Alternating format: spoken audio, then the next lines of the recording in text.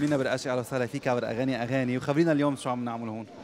اليوم عم نحضر ولادة ولادة معرض لوحات بتحكي عني، بتحكي عن تجاربي بالحياة. آه، إذا بدك نحكي مستعملة ألوان، ومستعملة كمان شرايط حديد. هلا بعد شوي رح تشوفون بس نطلع لفوق.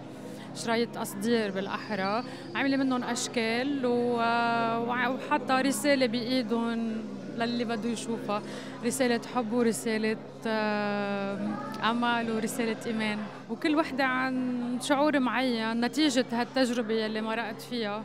في أشياء بتحكي عن الخوف وكيف رجعت وقفت بوجه الخوف، في اشياء بتحكي عن مسامحة كل شيء قطع بحياتي وكملت من جديد، وفي اشياء بتحكي عن الحب واكتريتها بتحكي عن الحب، بتحكي عن الحب وعن الاتحاد. الفكرة هي انه نحن من فرد مصدر، جينا من مصدر واحد، اشخاص لهون لحتى نتحد ونرجع لنفس المصدر. كل شيء تعلمت منه حاطة مساج فيه باللوحات. عادل شو عم بتقلها؟ شو عم بتقلها؟ عم نحسي، ما فينا نقول هول قصص تكنيك. قد ايه حبيت اللوحات؟ كثير كثير حلوين، كل لوحة لحالها شيء هيك، عالم لحالها يعني. ايه فيري نايس. ميرسي. هذا الحق، هذا الحق.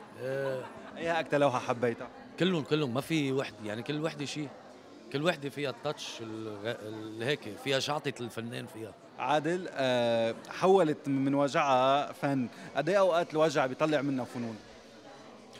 قد ايه اوقات؟ على طول واحد بس كون مبسوط بعبر بغير طريقه، والفن بده وجع، بحس عن جد يعني. شوف نحن كيف وين عايشين، قد ايه موجوعين، قد ايه بيطلع فن.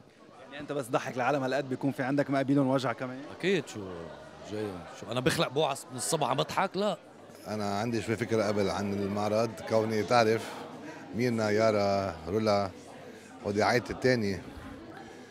وميرنا شخص موهوب كتير، وهذا بعتبره مجهود شخصي، يعني ما حدا علمها ولا تعلمت، هيدي موهبة من عند الله بتجي. وبحسها نجاح أكتر من يكون واحد متعلم، موهبة أهم من العلم أنا بشوفها. معرض روعة، وأكيد حينجح، بعتبره نجح من اول يوم. يعني الناس عم تشتري، الناس عم بتشوف، عم تسال، عم بتحب. خيي عائلة فنانين.